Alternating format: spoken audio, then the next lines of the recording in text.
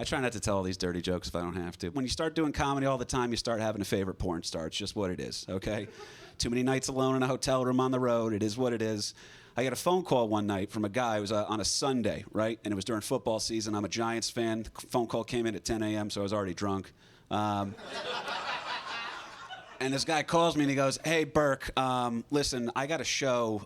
If you want to do it tonight, it's pretty good pay if you want to come through." I was like, listen, I'm just going to watch the Giants and move on. He goes, "Listen, let me explain more. It's the XXX Exotica convention. The porn stars are in town. You know that billboard that you drive through and your dad gets quiet all of a sudden?"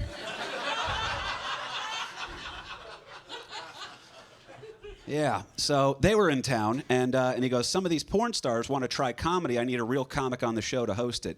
Because that's how low on the totem pole of talent comedy is. We are what porn stars do when they want to feel vulnerable, all right? That might be fun, you know? But I say no to the gig again, and he goes, "Listen, let me just tell you this." He goes, "Brooklyn Chase is going to be there." And all of a sudden I was like, all right, I'll be in the car. I'm familiar with her work, I'll put it that way, all right? So we go ahead, I get down to the gig. There's a picture of me and her up on my Instagram. She could not have been sweeter. She was a total sweetheart. She knew like to bust chops back and forth and stuff like that.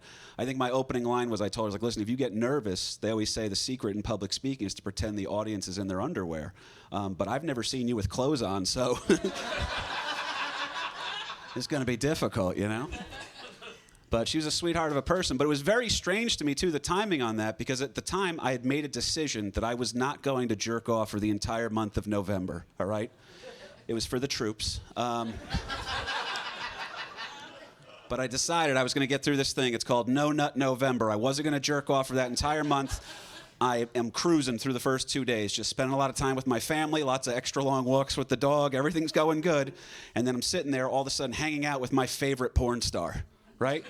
So people are nervous about the government tapping your phone calls or Amazon tracking your packages. You got to give it up for porn, man, because I tried to quit watching it. That shit came and found me.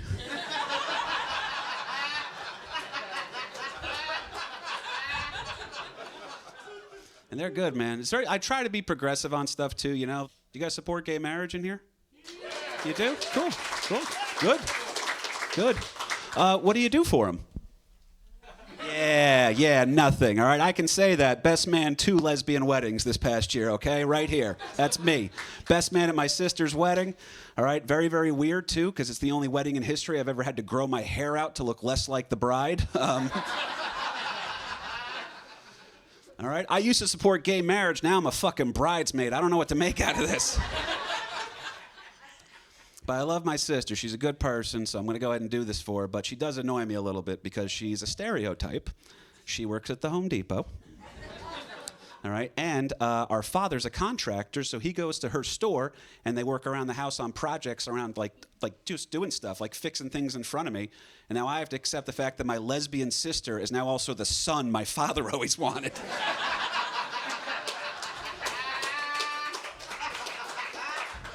So I'm losing a lot at home if you're keeping track, guys, all right? But she's a good chick. Me and my sister both adopted, all right? So we're not actually blood relatives, too. It's strange because we look a lot alike. You know, haircut, clothes, everything. Comfortable shoes. We enjoy dogs. A couple Melissa Etheridge albums. But no, we're not related. And it's strange, too, because we're adopted into, and it's more of a pain in the ass for me, I'm adopted into a very attractive family with all my cousins and stuff like that. Both sides, just really good-looking cousins and everything. And inevitably, one of my asshole buddies will always say something to me, usually when they're drunk. They'll just be like, "Dude, your cousins are hot. And you know, since you're adopted, you could fuck them and it wouldn't be weird."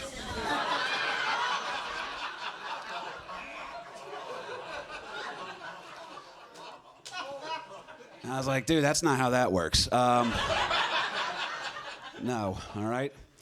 But I'll be honest with you guys, it's an intimate crowd in here. I know a lot of you guys. You're good people. You came out for this. Means a lot to me, you know? But you guys, we can be honest for a second, right? We all have that one cousin we're kind of into. No? Just me? You're going to make me weird on this one? I'll be honest with you guys, I am. I got that one cousin I'm kind of into. I'm trying to fuck my cousin Jonathan. He's pretty hot. He's a redheaded Puerto Rican. That is a rare Pokemon, and I got to catch them all. All right?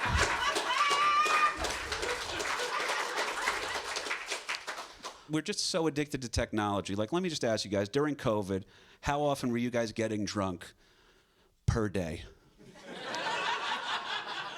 All right? Because my drinking elevated. It was pretty bad, man. And prior to that, I had given up booze altogether for a hot minute there. That's why I lost all that weight. And I hit rock bottom. I knew I had to do something about my drinking because I tore my left ACL drinking. That is a football injury that running backs get that takes a year off their life, and I got it from drinking. And I'll tell you guys what, man, this is how I knew it was rock bottom, too, because you guys maybe you've experienced shame, but this was the deepest shame I've ever felt in my life. I tore my left ACL in a nightclub, in an 80s-themed nightclub in Atlantic City, New Jersey. Anyone know the name of the club? Boogie Nights, right? Good for you, sir. Usually it's a chick.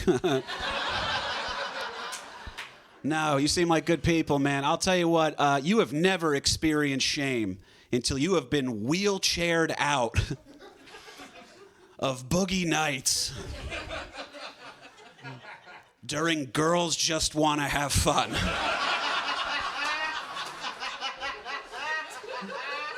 That's when you got to start worrying about yourself a little bit there.